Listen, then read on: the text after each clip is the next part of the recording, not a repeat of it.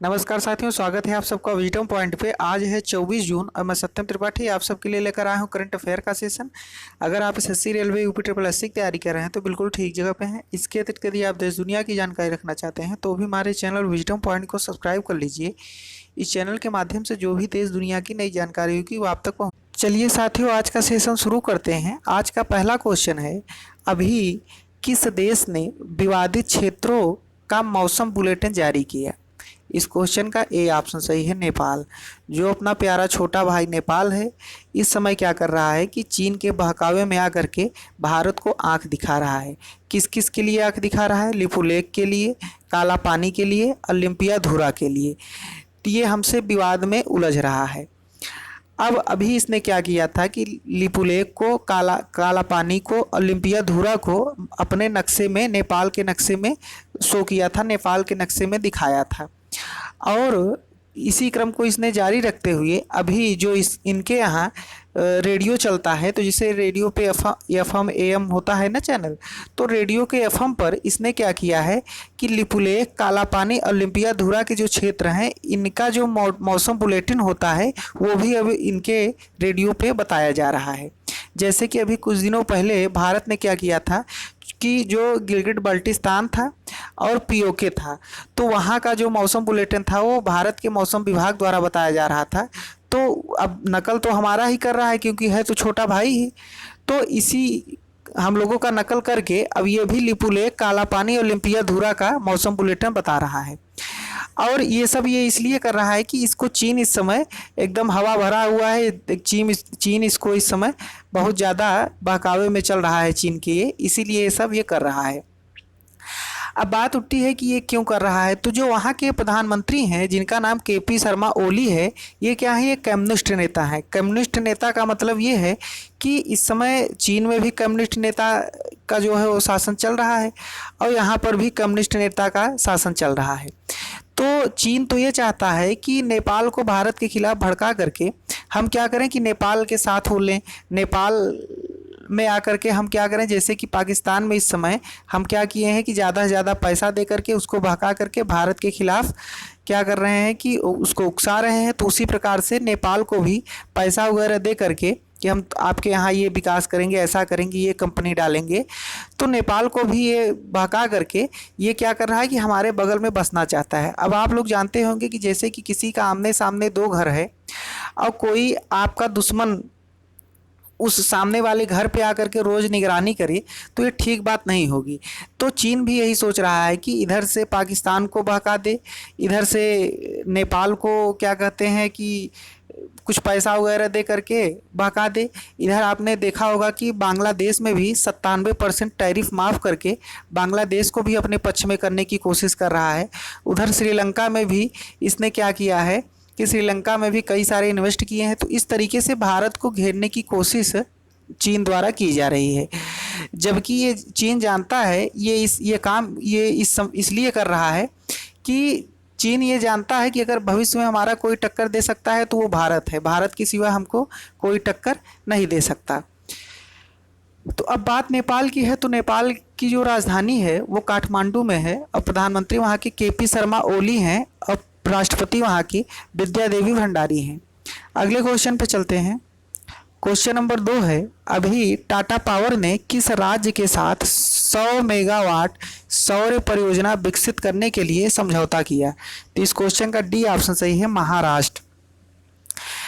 महाराष्ट्र में क्या किया है कि जो कंपनी है टाटा पावर, इसने बीएसई फाइलिंग में कहा कि Tata power renewable energy limited जो है, लिमिटेड को महाराष्ट्र में 100 मेगावाट की सौर परियोजना विकसित करने के लिए महाराष्ट्र राज्य विद्युत वितरण कंपनी लिमिटेड से पुरस्कार पत्र मिला है। और आपको बता दें कि कुछ दिनों पहले Tata power renewable energy limited को गुजरात ऊर्जा विकास निगम लिमिटेड की ओर से राज्य में 120 मेगावाट सौर परियोजना के लिए एक पुरस्कार पत्र मिला था। अब बात महाराष्ट्र की है, तो महाराष्ट्र की राजधानी मुंबई में है। मुख्यमंत्री यहाँ के उद्धव ठाकरे हैं और राज्यपाल यहाँ के भगत सिंह कोश्यारी हैं। अगले क्वेश्चन पे चलते हैं। क्वेश्चन नंबर 3 है, अभी किस राज्य द्वारा जॉब गारंटी स्कीम शुरू की जाएगी? तो इस क्वेश्चन का बी ऑप्शन सही है, झारखंड।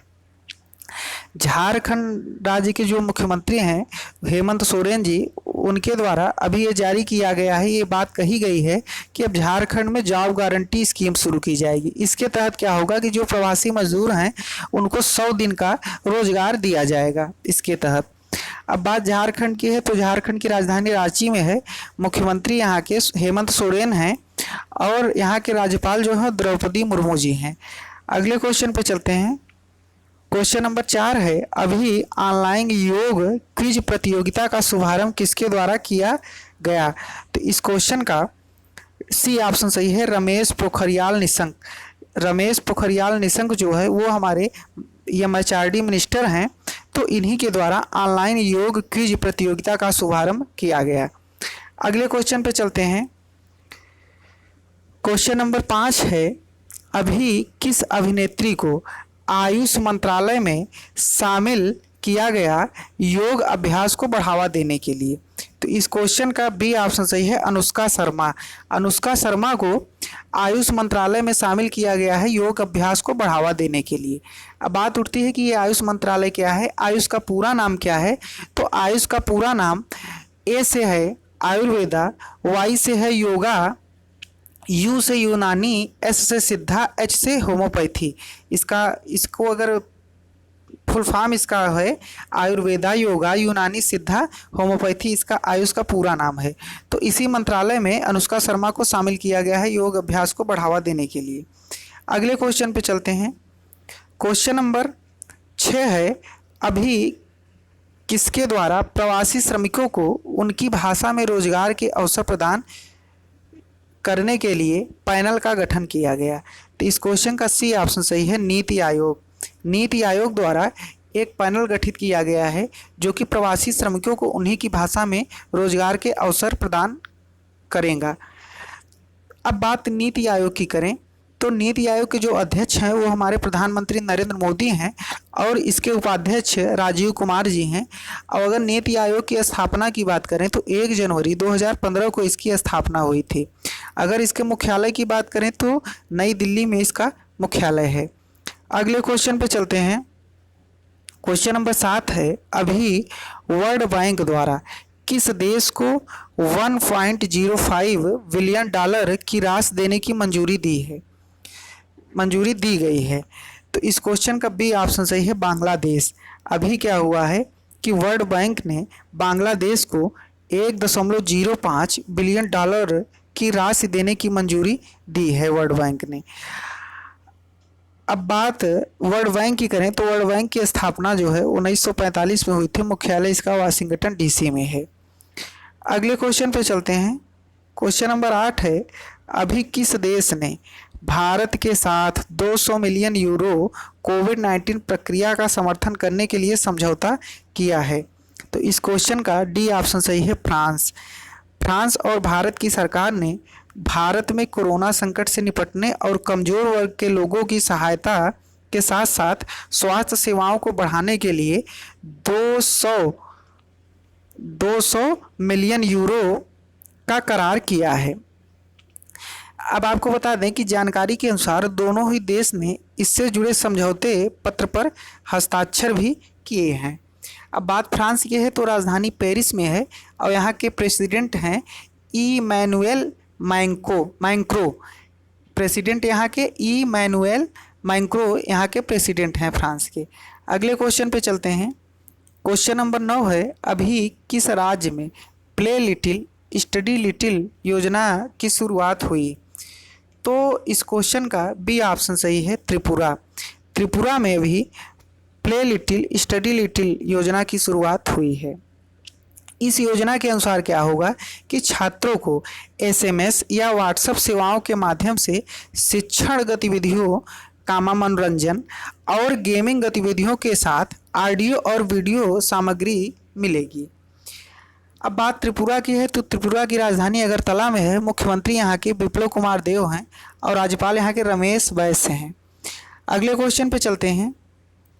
क्वेश्चन नंबर 10 है, अभी एडीबी के रिपोर्ट के अनुसार 2020 में एशिया की विकास दर कितने प्रतिशत रहेगी? तो इस क्वेश्चन का बी ऑप्शन सही है, 0.1%।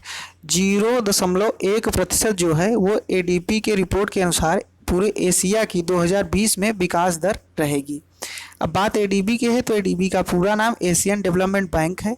अगर इसकी स्थापना की बात करें तो 19 दिसंबर 1966 में इसकी स्थापना हुई थी और मुख्यालय इसका मनीला में है। मनीला कहाँ है? फिलीपींस में है। अगले क्वेश्चन पे चलते हैं। क्वेश्चन नंबर 11 है, अभी संयुक्त राष्ट्र लोक सेवा दिवस कब मनाया गया? इस क्वेश्चन का बी ऑप्शन सही है, 23 जून। 23 जून को संयुक्त राष्ट्र लोक सेवा दिवस मनाया गया। संयुक्त राष्ट्र लोक सेवा दिवस जो है वो 23 जून 2014 को मनाया गया था और वर्ष 2014 का विषय जो था वो सतत विकास और लोगों की खुशहाली के लिए शासन का नवीनीकरण करना था। यह दिवस सभी सरकारी कर्मचारियों के अमूल्य योगदान को चिन्हित करने के लिए एक बेहतर दुनिया बनाने के प्रशासकीय प्रयास के लिए हर वर्ष ये मनाया जाता है। तो सबसे पहले कब मनाया गया था? 23 जून 2014 को मनाया गया था। अब 23 जून 2014 से ये लगातार अब 23 जून को हर साल मनाए जाने लगा। उम्मीद है साथियों सारे क्वेश्चन आपको अच्छे से समझ में आ गए होंगे।